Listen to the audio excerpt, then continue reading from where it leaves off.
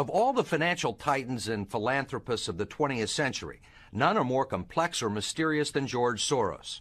Like Carnegie, J.P. Morgan, and the Rockefellers, he amassed billions through ruthless business decisions, only to turn around and give away most of his fortune to advance his own personal philosophy.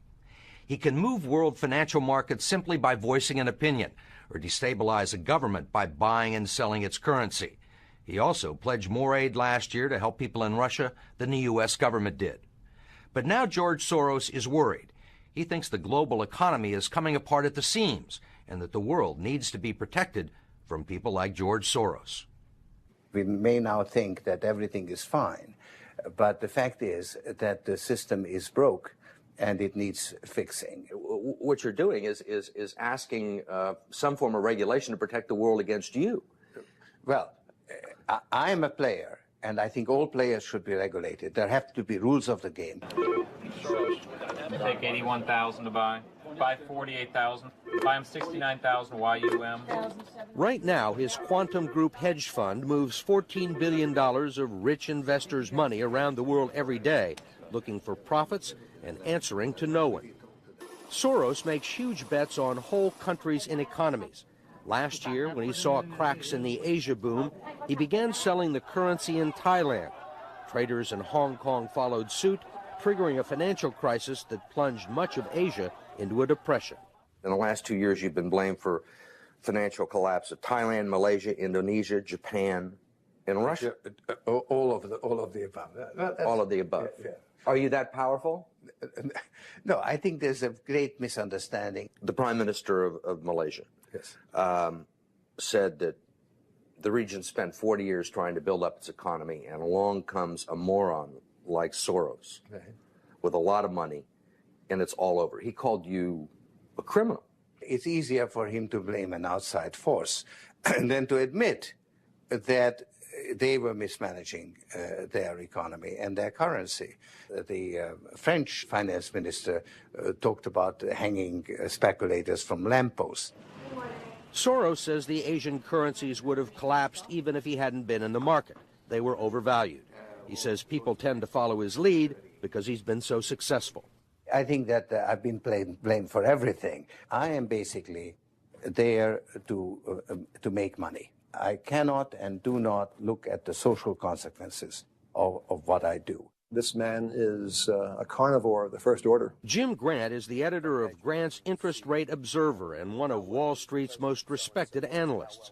He never tires of watching Soros, in part because of the huge bets he's willing to place on his hunches. He has always amazed the people he's worked with at his audacity and his willingness to back up his commitments with enormous sums of money. It causes the blood to drain from ordinary mortals' faces. Like risking $2 billion in Russia.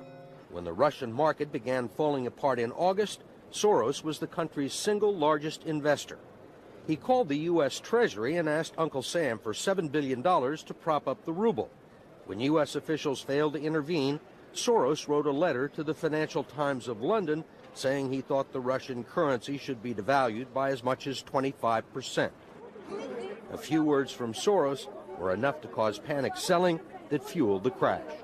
What's it like to have a statement that you make have such serious, grievous consequences? I mean, you can, it looks to me like in a number of situations, you can take a position against a currency or make a statement, and the whole country falls apart. Well, it's a tremendous sense of responsibility, actually. And it's also a humbling experience because I am actually trying to do the right thing, and sometimes what I do has an unintended negative consequence, as it did in Russia. For both the Russian middle class and for Soros, who lost his $2 billion. Whatever his motivations, no one can accuse him of greed. He's backed away from the day-to-day operation of his businesses and is giving away his billions now with the same determination that he made them in places like Haiti, a country that has less money in the bank than he does. Last month, he brought the First Lady with him for a look at some of the projects his foundation is funding. This is Mr. George Soros, and he's going to be helping the hospital. This year, Soros plans to give away almost $500 million around the world. In Bosnia, when the water supply to Sarajevo was cut off at the height of the siege, it was Soros who wrote a check to jury-rig a pipeline through an abandoned highway tunnel. $5 million up front can be more valuable than $50 million a year or two later. Ambassador Richard Holbrooke brokered the peace in Bosnia. At one point, after the Dayton peace agreements in Bosnia in 1995, for a considerable period of time, George had given more money to implement the peace agreements than the U.S. government had. He just could move that fast. In Russia, he pledged $100 million to help scientists who might otherwise have sold their expertise to bidders like Iran or Iraq. In Eastern Europe, he's educated a new generation. And in Ukraine, he spent millions retraining the old Soviet military. At the center of George Soros, there's an inherent contradiction. Which is, on one hand, you're the capitalist who does not care about the social consequences of his act, and on the other hand, you are a philanthropist who cares only about social consequences. How do you resolve the two? Recognizing that as a competitor, I've got to compete to win. As a human being, I am concerned about the society in which I live. Which George Soros am I talking to now? The amoral George Soros or the moral George Soros? It's one person. It's one person who at one time engages in amoral activities and at the rest of the time tries to be moral. To understand the complexities and contradictions in his personality, you have to go back to the very beginning, to Budapest, where George Soros was born 68 years ago to parents who were wealthy, well-educated, and Jewish. When the Nazis occupied Budapest in 1944, George Soros' father was a successful lawyer. He lived on an island in the Danube and liked to commute to work in a rowboat. But knowing there were problems ahead for the Jews, he decided to split his family up. He bought them forged papers, and he bribed a government official to take 14-year-old George Soros in and swear that he was his Christian godson. But survival carried a heavy price tag. While hundreds of thousands of Hungarian Jews were being shipped off to the death camps, George Soros accompanied his phony godfather on his appointed rounds, confiscating property from the Jews. These are pictures from 1944 of what happened to George Soros's friends and neighbors. You're a Hungarian Jew who escaped the Holocaust by posing as a Christian. Right. And you watched lots of people get shipped off to the death camps. Right. I was 14 years old. And I would say that that's when my character was made. In what way? That one should think ahead, one should understand and anticipate events, and one is threatened. It was a tremendous threat of evil. I mean, it was a very personal experience of evil. My understanding is that you went out with this protector of yours who swore that you were his adopted godson. Yes, yes. Went out, in fact, and helped in the confiscation of property from the Jews. That's right. Yes. I mean, that sounds like an experience that would send lots of people to the psychiatric couch for many, many years. Was it difficult? Not at all. Not at all. Maybe as a child you don't see the connection, but it created no problem at all. No feeling of guilt. No. For example, that I'm Jewish, and here I am watching these people go. I could just as easily be there. I should be there. None of that. Well, of course, I could be on the other side, or I could be the one from whom the thing is being taken away. But there was no sense that I shouldn't be there, because that was, well, actually, funny way, it's just like in markets, that if I weren't there, of course I wasn't doing it, but somebody else would be taking it away anyhow. And it was whether I was there or not, I was only a spectator, the property was being taken away. So I had no role in taking away that property. So I had no sense of guilt. Are you religious? No. Do you believe in God? No.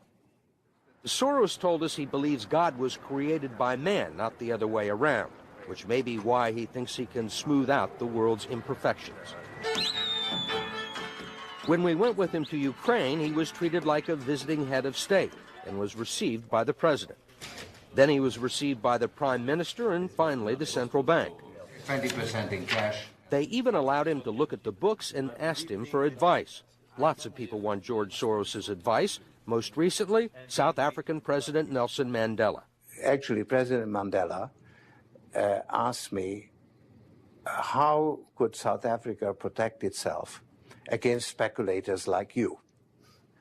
And I told him, I wrote him a memo, trying to give him the best advice I could, how to reduce the exposure of South Africa to speculative attack. That's the old stop me before I kill again approach, right? Well, you're telling this is what you can do to stop me. Whether I or somebody else does whatever is happening in the markets, it really doesn't make any difference to the outcome. I don't feel guilty because I'm engaged in an amoral activity which is not meant to have anything to do with guilt. Part of the reason he is so rich is that the Soros hedge funds operate offshore in the Netherlands Antilles to avoid scrutiny by the Securities and Exchange Commission. So even while Soros tells Congress and the Treasury that hedge funds must be regulated to stop the global crisis, he's avoiding the rules. Why is it that Americans can't invest in the quantum fund? It's an offshore fund. Why is that? Because the fund is not registered with the Securities and Exchange Commission.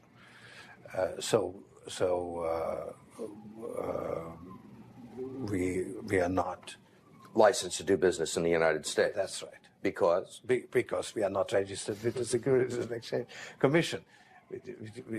Because we find it more convenient to operate without it. So in some ways it's to escape regulation. Yeah, that's right. But you've been sitting here talking about the need for regulation. Yes, and whatever regulations are imposed, we will obey. We already conform to everything. If the beneficiaries of Soros's billions do not understand the intricacies of SEC rules and offshore hedge funds, they do understand what he's done for them. The president of Haiti is reading his new book, The Crisis of Global Capitalism, and so is President Clinton. Will all the attention spoil George Soros? George Soros, in a way, is Donald Trump without the humility. One of your money manager told us that George really does think he's a god. I mean, if you think that you're God and you go into financial markets, you're bound to come out broke. So the fact that I'm not broke shows that I don't believe that I'm God.